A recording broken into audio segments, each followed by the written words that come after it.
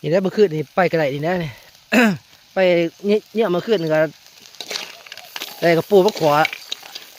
หลายเติมแล้วกระปูอะไรมีหันครึ่งหนึ่งเลยดิหันยังไม่ทันได้เบิดเลย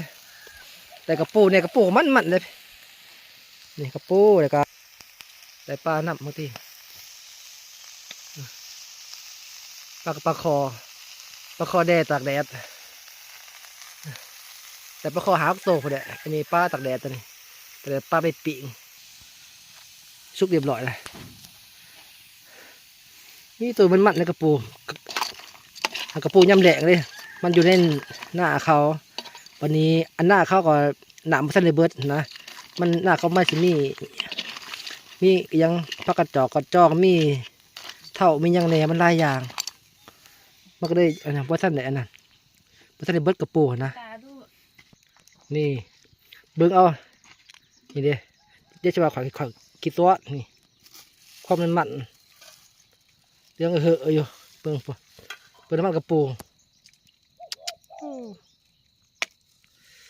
เสียบข้าวอีดี